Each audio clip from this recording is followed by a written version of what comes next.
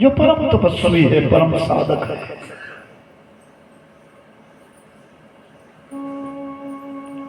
एकांत में रहने वाले ऋषि नदी के किनारे अपना आसन बना करके बैठे। नर्मदा के किनारे रहने वाले अपने लिए एक छोटा सा आशियाना, एक छोटी झोंपड़ी बनाते हैं। पत्नी का नाम है रेणुका।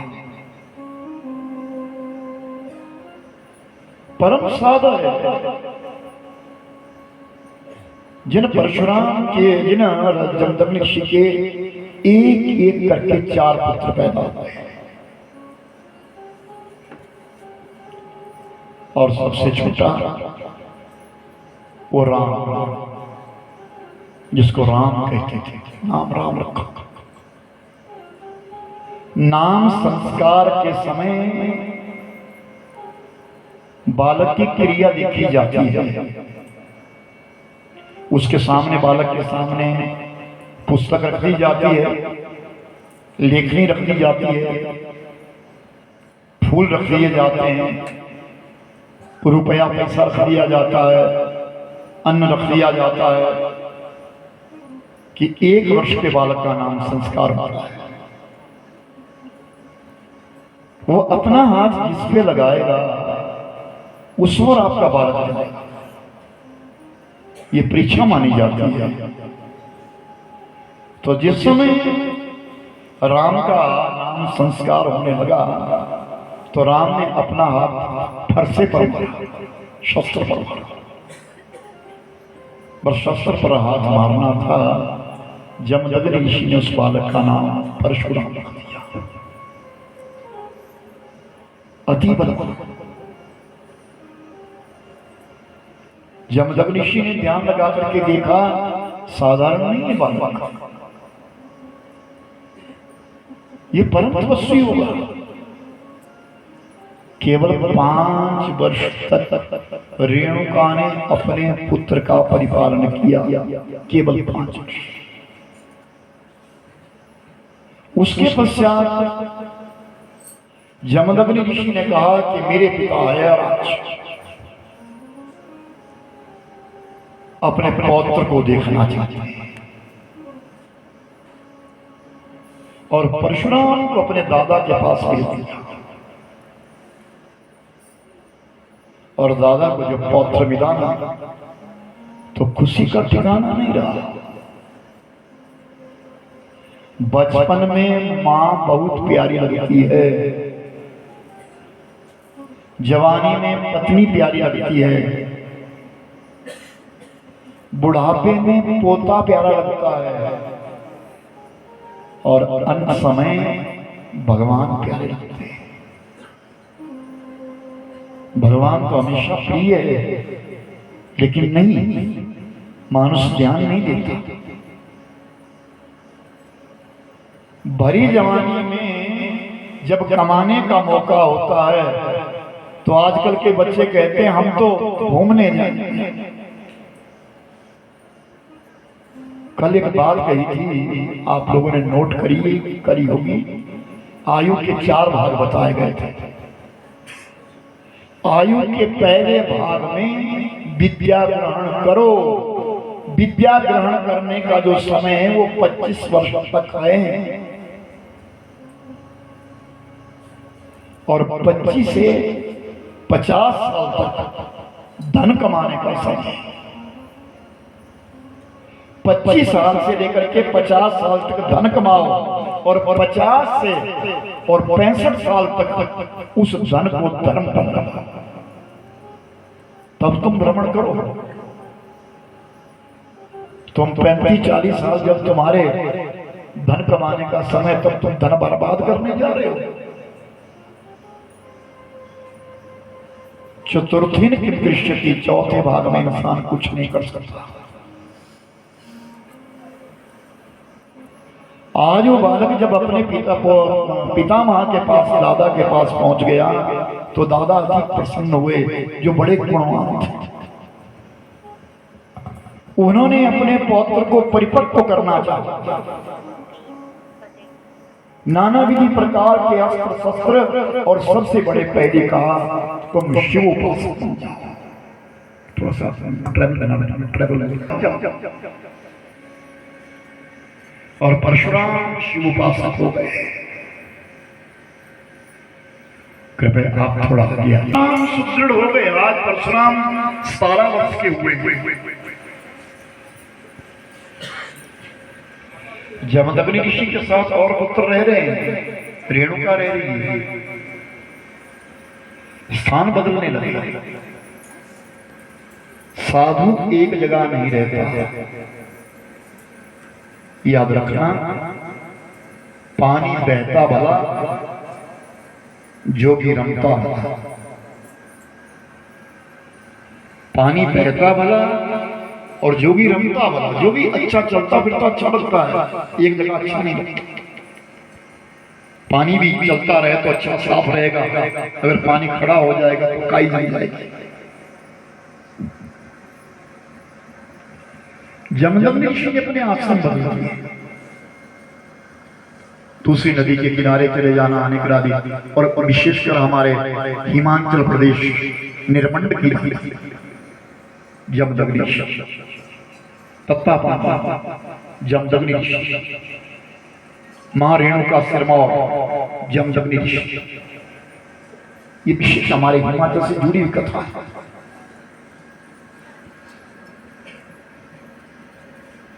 तो परशुराम आज मन में ध्यान किए कि अपने माता पिता का हाल देखूं कैसे।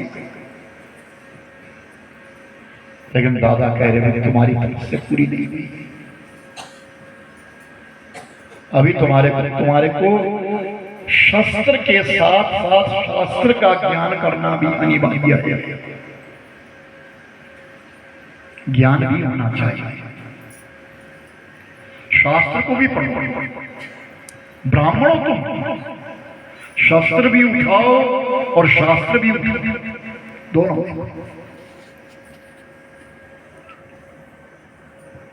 इस तरफ पावन गिरी के किनारे, जिसका नाम गिरी गंगा है, गिरी के किनारे जमदग्नि ऋषि आए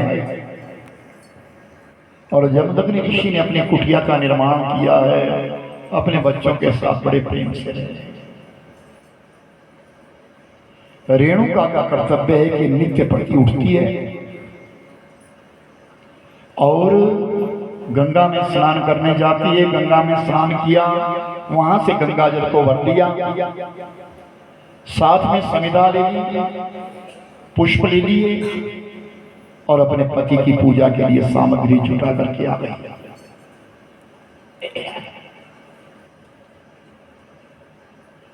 आज समय विलंब हो गया,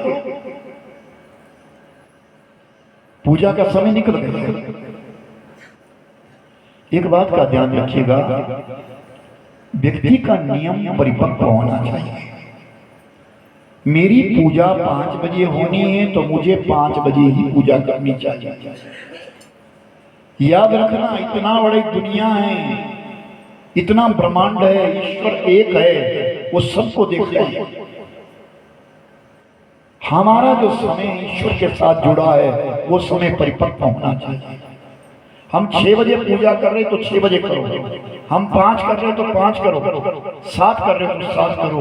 ये ना हो कि आज तुम 7 बजे कर रहे हो, कल तुम 4 बजे कर रहे हो, परसों तुम 9 बजे कर रहे हो। ऐसा उचित नहीं। मैंने अधिकांश लोगों को देखा, आज तो रविवार है, आराम से नहाएंगे फिर पूजा करेंगे। नहीं, तुम्हारा समय वहां बंधा हुआ है, वो मालिक भी इंतजार करता है, वो परब्रह्म भी इंतजार करता है। उन्होंने जो बेला बनाई है वो ऐसे नहीं बनाई है, जो अमृत बेला बनी है ऐसे नहीं बनी है, उसका कोई महत्व है। आप अगर गाय को समय के ऊपर दुहेंगे नहीं ना तो चिल्लाना शुरू कर देगी। गौ माता को पानी समय पे नहीं पिलाएंगे, वो बोलना शुरू कर देगी। हर चीज का समय बंधा है। पक्षी सूर्य निकलने से पहले पहले चहचहाते हैं। तारे डूबने लगे, पक्षी चहचहाने लगे। वो इतवार नहीं दिखती, वो संडे नहीं दिखती। मानव ही एक आलस्य उत्पन्न कर रहा है, मानुष्य ही एक आलस्य उत्पन्न कर रहा है और सोच रहा है कि मैं ये कर लूं, मैं ये कर लूं, मैं वो करूं, आज अवकाश से आराम से करूंगा। नहीं नहीं, गलत है। नियम परिपक्व होना चाहिए। रेणुका लौट करके नहीं आई तो ऋषि जमदग्नि ने अपनी पूजा को बिना जल के, बिना पुष्प के प्रारंभ किया। और रेणुका जब आकर के पहुंची तो क्या देखा, तब तो समय बहुत हो गया, सूर्य निकल गया। ऋषि जमदग्नि ने पूछा, रेणुका तुम कहां थी, विलंब क्यों हुआ? असत्य कहा, मेरी सहेली मिल गई थी। सहेली नहीं मिली, एक गंधर्व राज थे, वो गंधर्व किसी अप्सरा के संग रमण कर रहे थे, उसे उसने देखना शुरू कर दिया और जमदग्नि से असत्य कह दिया, झूठ कह दिया। ऋषि जमदग्नि ने ध्यान लगा करके देखा और जैसे ध्यान में देखा, रेणुका तो मुझसे असत्य कह रही है। सामने पुत्र बैठा था, उससे कहा, उठो, इस अपनी मां की गर्दन काटो। नहीं देता। दूसरे पुत्र से कहा, इस अपनी मां की गर्दन काट। नहीं देता। तीसरे ने भी मना कर दिया। बहुत उदास रहने लगे। ऋषि जमदग्नि का चिंतन अचिंतन हो गया। मन में आक्रोश हो, मन में क्रोध हो, भगवत नाम की माला भी नहीं होती। तभी तो कहा कि ईश्वर का चिंतन करने के लिए, स्मरण करने के लिए पहले भक्ति रूपी सोपान चाहिए, आसन चाहिए। कथा हृदय पर तभी बैठती है अगर उसमें पहले नम्रता आ जाए। अगर हृदय में नम्रता ना आए तो कथा नहीं बैठेगी।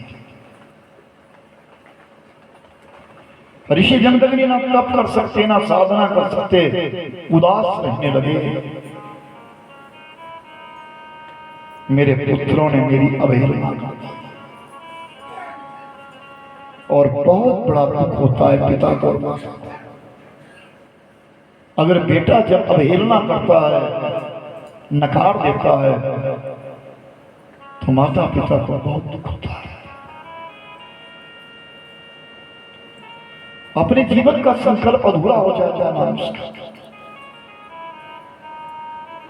लेकिन परिणाम उसके सामने होता है।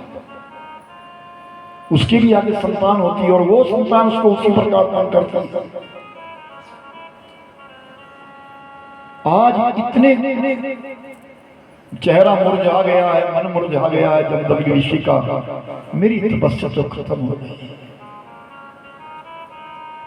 मैं अपने संतान को लायक नहीं बना सकता। ऐसा विचार कर रहे थे, दिन बीत गए, 1 वर्ष बीता और 1 वर्ष के पश्चात आज संयोग परशुराम अपने पिता से मिल गया। परशुराम ने पिता के चरणों में प्रणाम किया, माता के चरणों में दंडवत प्रणाम किया। दोनों ने खूब आशीष दी। तो परशुराम ने पिता का चेहरा देख करके पूछ लिया, पिता क्या बात, आप उदास क्यों, क्या हुआ है आपको? राम, कुछ नहीं हुआ। बात इतनी है कि जो मैं कहूं तुम्हें करना होगा, आप आदेश तो करो। मैं आपके चरणों की धूली है, आप आदेश तो करो। उठाओ अपना फरसा, अपने तीनों भाइयों सहित अपनी मां की गर्दन काटो। और परशुराम ने फरसा उठाया, एक एक करके तीनों भाइयों पर अपनी मां की गर्दन काटी और अपने फरसे को ऊपर से नीचे तक रक्त निकाल दिया, जो रक्त जाकर के नदी में नदी लाल।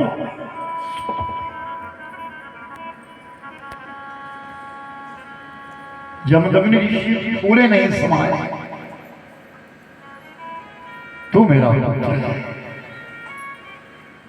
आज मेरे जन्म जन्मांतर की तपस्या पूरी हो गई, जो मैंने कहा वो मेरी संतान ने किया है। मां क्या मांगना चाहता है? अपार तपस्या है मेरी परशु, मांग क्या मांगना चाहता, जो तेरी इच्छा है सो मांग। परशुराम कहते, पिता तीनों भाइयों सहित मेरी मां जीवित हो जाए और ये भूल जाए कि मैंने इनकी गर्दन काट दी। तीनों के मस्तक लगा दिए, मां का मस्तक लगा दिया। जमदग्नि ऋषि ने अपने तपोबल से सबको जीवित कर दिया। ऐसे ऋषिवर जमदग्नि जी अनेक स्थानों पर भ्रमण करते थे और परशुराम बिलक बिलक स्थानों पर जाया करते थे। एक दिन पुनः नर्मदा के किनारे किनारे से एक राजा सहस्रबाहु, जिसकी 1000 भुजाएं थी, ऐसा सहस्रबाहु राजा जा रहा है जिसके साथ असंख्य सैनिक है। उस राजा सहस्रबाहु का और त्रेता युग के बीच में ही रावण के संग युद्ध हो गया। राजा सहस्रबाहु ने अपनी 1000 भुजाओं से नदी का प्रवाह रोक दिया और नदी का प्रवाह रोक करके सारा पानी लंका में चढ़ गया। रावण पूजा कर रहा था, पूजा के पात्र, पूजा के पुष्प सब पानी में गए। जब रावण ने आंखें खोली तो क्या देखा, नीचे तो पानी पानी है। मेरी लंका में पानी कैसे आया? सागर में उछाल क्यों नहीं? तो उस समय रावण इस दृश्य को देखने के लिए चला कि ये पानी जल पड़ा कैसे हैं। तो आगे गए तो सहस्रबाहु ने 1000 भुजाएं पानी में लगाई है और देवलोक की अनेक अप्सराएं आई है और सहस्रबाहु से प्रीति प्रेम कर रही है। रावण को क्रोध आया। रावण ने राजा सहस्रबाहु के साथ युद्ध कर दिया। सहस्रबाहु ने रावण को पकड़ लिया और अपनी कुक्षा के नीचे दबा दिया। कितना बलवान होगा सहस्रबाहु। 6 महीने दबा करके रखा रावण के लिए और 6 महीने के पश्चात रावण के पिता पुलस्त ऋषि आए और उन्होंने सहस्रबाहु से कहा, सहस्रबाहु ये मेरा पौत्र है, इसे छोड़ दो। उनके कहने पर रावण को छोड़ दिया। आज वो राजा सहस्रबाहु अपनी पत्नी को संग लेकर के, जिसका नाम है वेणुका, और वो कोई और नहीं, वो रेणुका की सगी बहन है। दोनों राजकुमारियां हैं, राज के राजकुमारियां हैं। एक का नाम रेणुका है, दूसरी का नाम वेणुका है। एक ऋषि को दी गई, एक राजा को दी गई। रेणुका ऋषि के साथ प्रसन्न है, वेणुका राजा सहस्रबाहु के साथ प्रसन्न है। आज अपनी पत्नी को साथ लेकर के राजा सहस्रबाहु आ रहा है। और उसी नदी के किनारे किनारे से जा रहा है। सैनिक भी हैं जिसके किनारे के ऊपर जमदग्नि ऋषि अपना डेरा डाल करके बैठे हैं। संयोग ऐसा बना, रेणुका अपने पति के वस्त्र प्रक्षालन कर रही है, वस्त्र धो रही है, और इतने में सामने रथ रुक गया। जिस रथ के ऊपर रेणुका बैठी थी, और उस रेणुका ने जब अपनी बहन को देखा और कपड़े धोते हुए देखा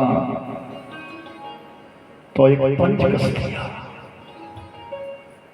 क्या बात है, तुम्हारे पास कोई सेवक नहीं है?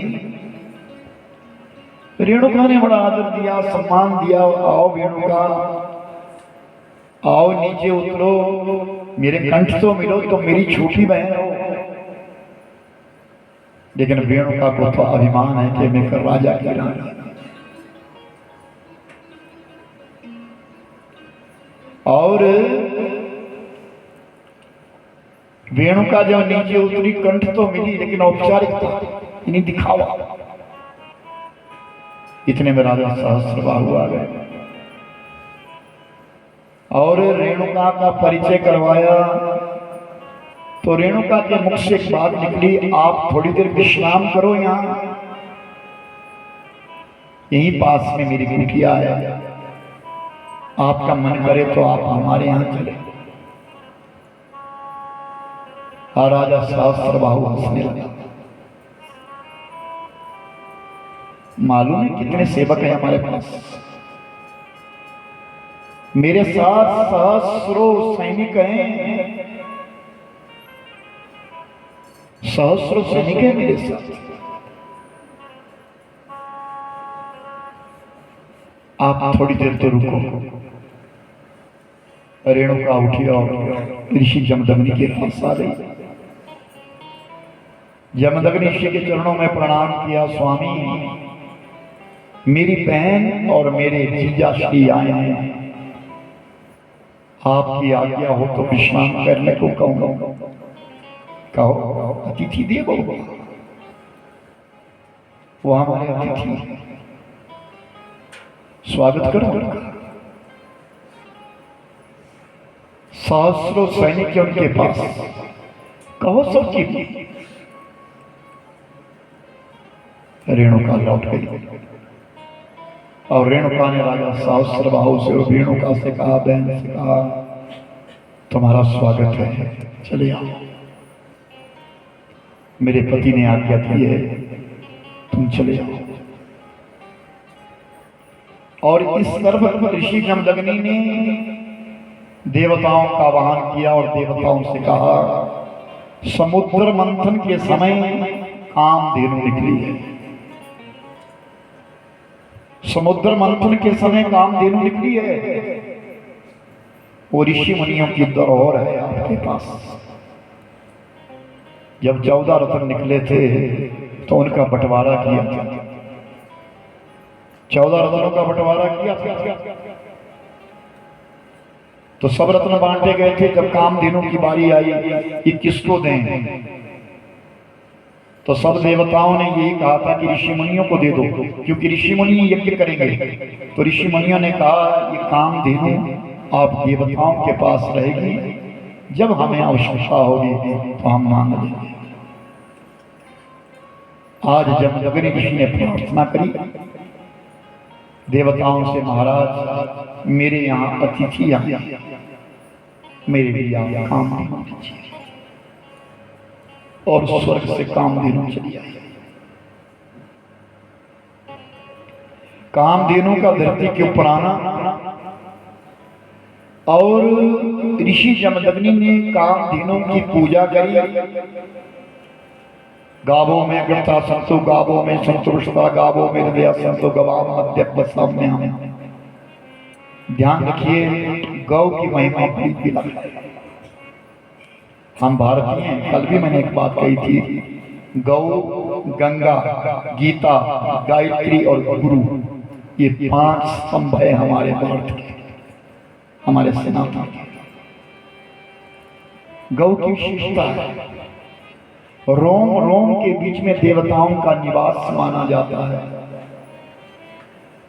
पशु जीव में एक ही जानवर ऐसा है जिसका मल और मूत्र और विष्ठा दोनों पवित्र माने जाते हैं, वो गौ माता है। गौ माता का गोबर और गौ माता का मूत्र दोनों पवित्र है। ब्राह्मण जब पूजा करवाते हैं तो सबसे पहले यही तो कहा जाता है, यत् गस्ते गतम पापम देहि तिष्ठे तमामगा पंचगव्यम प्राशात्वम देहि वेदनम। पंचगव्य का प्राशन करवाया जाता है। धरती का उपलेपन करने के लिए पंचगव्य से कहते हैं। आज तो कोई गोबर नहीं, लेकिन अच्छा है आप लोगों यहाँ नजदीक रहते हैं, गौ माता का परिपालते हैं। गौ माता का दर्शन करने से भी देवताओं का दर्शन करना है। कहते रोग हो, कैसा भी रोग लगा हो, गौ माता के पास चले जाओ, गौ माता की पीठ के ऊपर हाथ रखो, ऐसे घुमाओ और बीच में हाथ रख दो तो गौ माता हिन आती है, वो आपका बहुत सारा रोग खींच लेती है। ऐसा महापुरुषों ने कहा है। गौ माता कामधेनु से हर वस्तु निकलने लगी, सेवादार निकलने लगे। कामधेनु से नाना पकवान बनने लगे, नाना प्रकार के कार्य होने लगे, चटाइयां बिछने लगी। वो पूरा वन जो था, बाग इतना पवित्र पावन बन गया, उसका सौंदर्य देखते बनाए क्या राजा सहस्त्र हुआ। तभी तो कहा कि ये जीवन की तपस्या है, साधना है, ऋषि मुनियों की साधना है। इतना याद रखिए मेरे भाई बहन, एक भी घड़ी हमारे जीवन की बर्बाद नहीं होनी चाहिए। ये जीवन की घड़ियां हैं, इन्हें कभी वृथा मत खोइए। सांस सांस में प्रभु का नाम।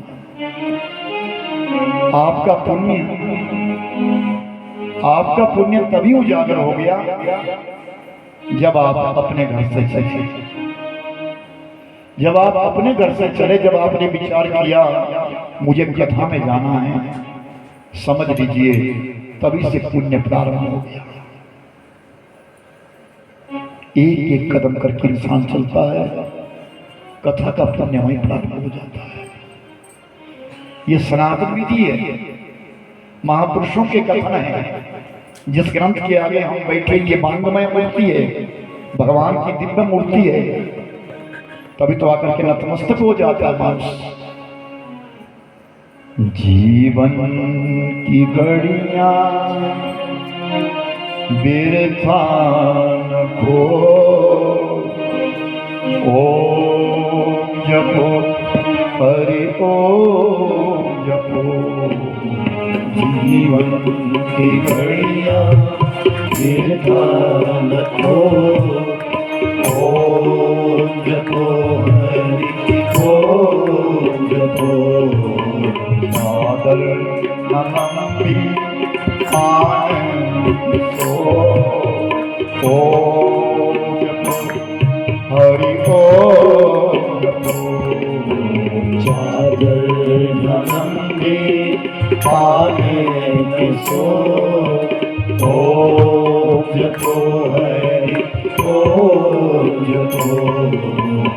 जीवन की घड़ियां बिरथा न खो, ओम जपो हरि ओम जपो।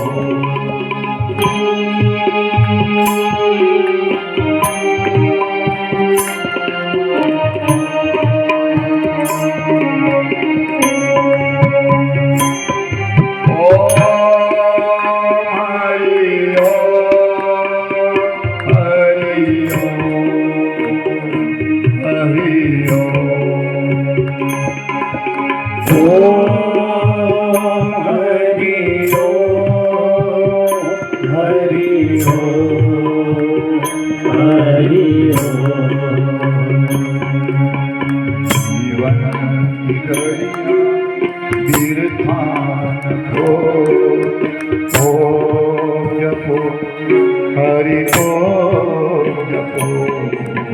जीवन की घड़ी फिर को ओम जपो हरि ओम जपो।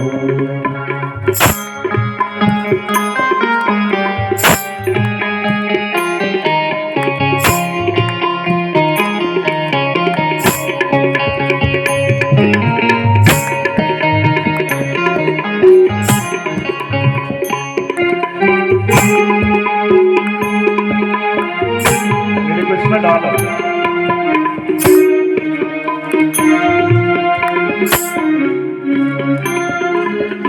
ओम ही जग का सार है, जीवन है जीवन आधार है।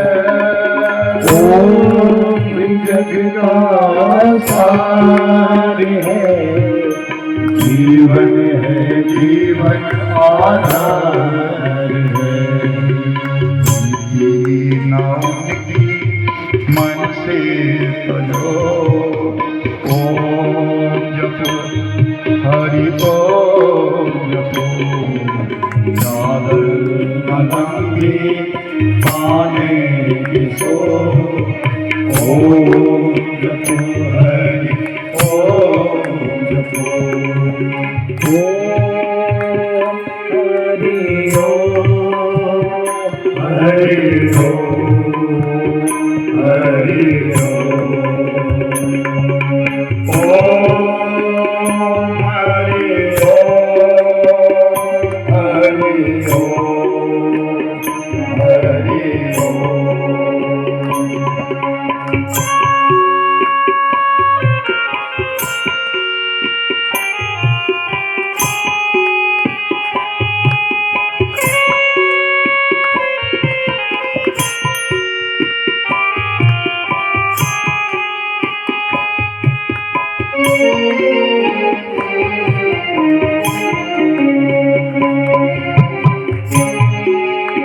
चोला यही है कर्म का, सौदा यही है धर्म का।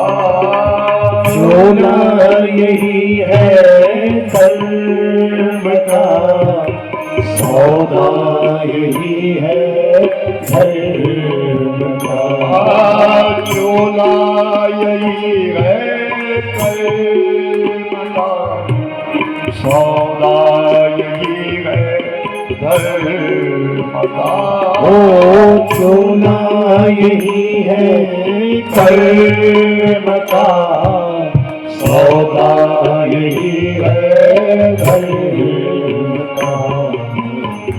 के बिना ना मार्ग को ओम जपो हरि ओम जपो। चादर न लंबी पाने की सो ओम जपो हरि ओम जपो। जीवन की घड़ियां तीर्था रखो ओम जपो हरि ओम जपो।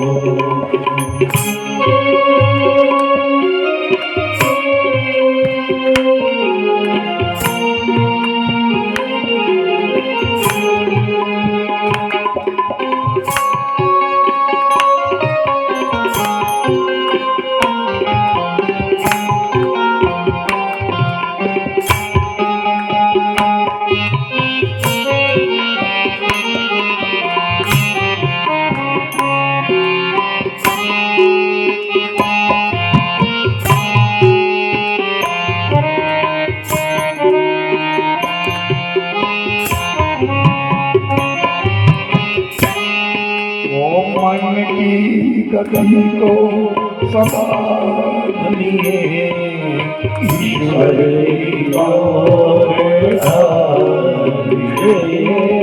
मन की गति को संभालिए, ईश्वर की ओर धारिए। दुनिया में सबसे ज्यादा जो गति है, जो चाल है, वो मन की। मन की गति के आगे सूर्य की किरणों की गति भी फीकी। मन इतना चंचल, अभी कहीं है, अभी कहीं है, अभी कहीं है। और मन की गति को संभालिए, ईश्वर की ओर ओ मन की गति को संभालिए, ईश्वर की ओर होना जो चाहो जीवन को जपो, हरि को जपो, जीवन की घड़ियां विधान को जपो, हरि को जपो, साबर न लंबी आने की सो जपो, हरि को जपो, जपो हरि को जपो, जपो हरि को जपो। यशोदा जायो ललना वेदन में सुनाई, यशोदा जायो ललना वेदन में सुनाई, यशोदा जायो ललना वेदन में सुनाई,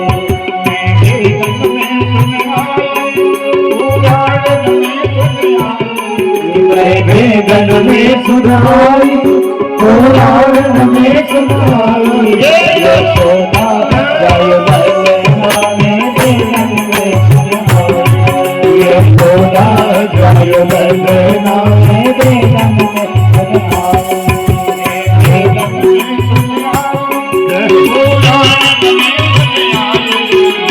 वेदन में सुनाई, पुराण में सुनाई, यशोदा जायो ललना वेदन में सुनाई, यशोदा जायो ललना वेदन में सुनाई।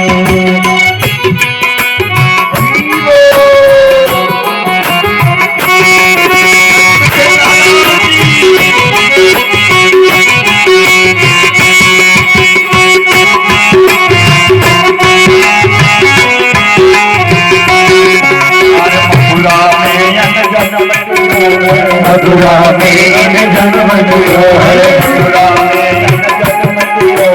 मथुरा में जन्म लियो है, गोकुल झूले वेदन में सुनाई, यशोदा वेदन में सुनाई, वेदन में सुनाई, पुराण में सुनाई, वेदन में सुनाई, पुराण में सुनाई, यशोदा जायो ललना वेदन में सुनाई, यशोदा जायो ललना वेदन में सुनाई।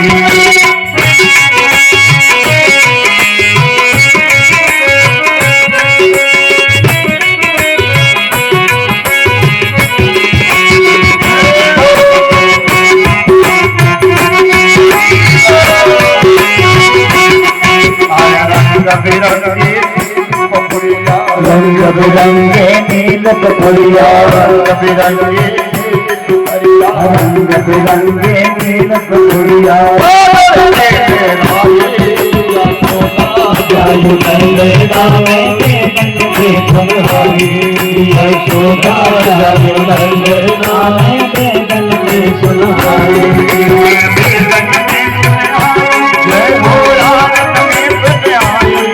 वेदन में सुनाई, पुराण में सुनाई,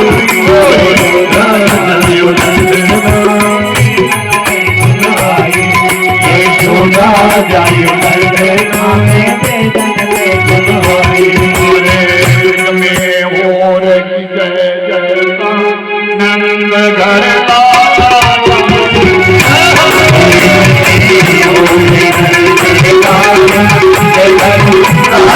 Jai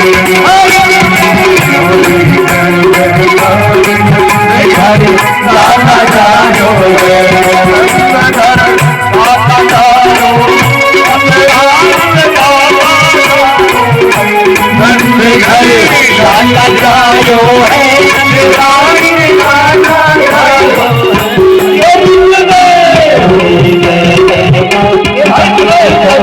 लाला जायो लाला जायो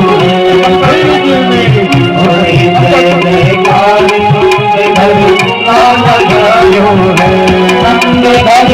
लाला जायो नंद घर लाला जायो है लाला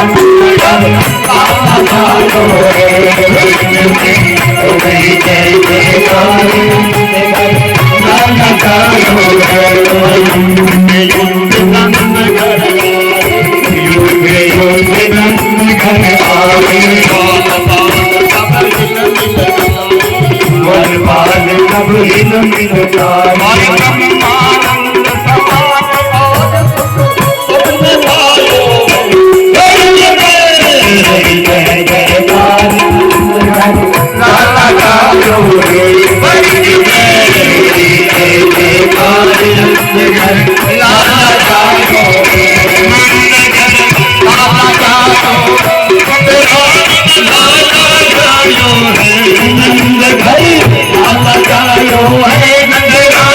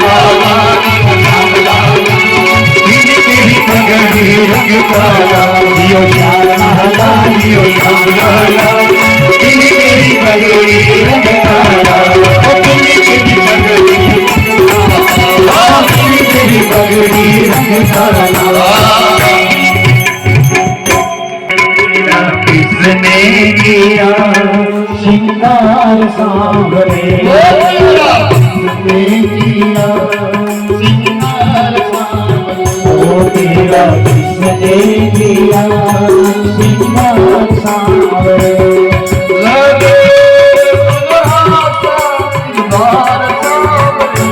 यूं लगे दुल्हा का दिलदार सांवरे तेरा किसने किया सिंगार सांवरे ओ तेरा किसने किया सिंगार सांवरे। अब सारे हो जाए बताइए आपकी बात हुआ है आपका भाव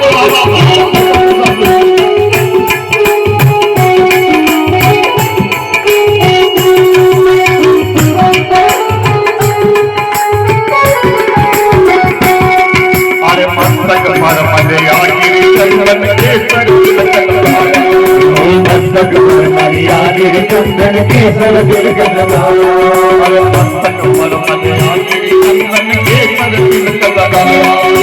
मस्तक पर मनिया गिरी चंदन केसर दिल गंगाया हरे सुंदर ईश्वर को लगाया और भाइयों में सुंदर ईश्वर को लगाया मैं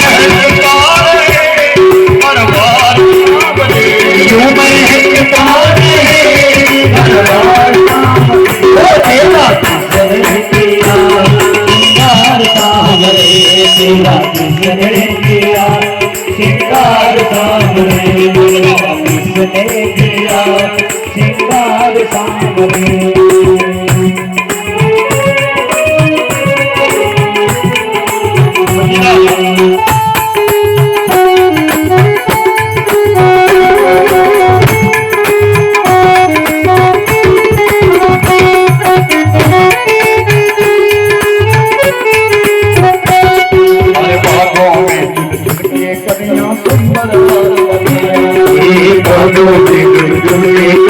सुंदर हार बताया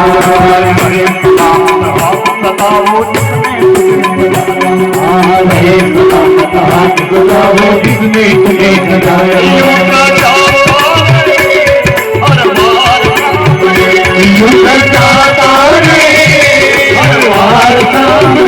तेरा किसने किया श्रृंगार सांवरे श्रृंगार सांवरे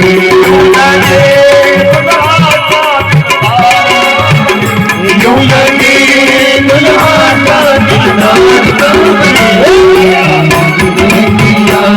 श्रृंगार सांवरे तेरा किसने किया श्रृंगार सांवरे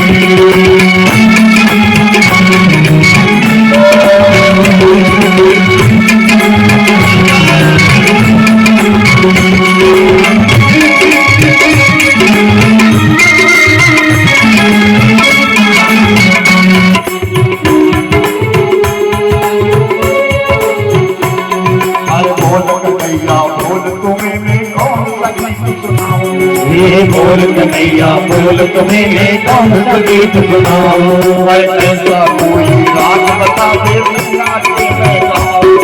ऐसा कोई राग बता दे तो नाचे मैं गाऊं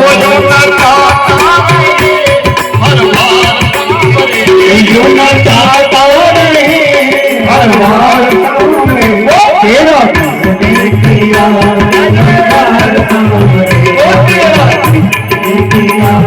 श्रृंगार सांवरे यूं लगे दुल्हा का श्रृंगार सांवरे श्रृंगार सांवरे तेरा किसने किया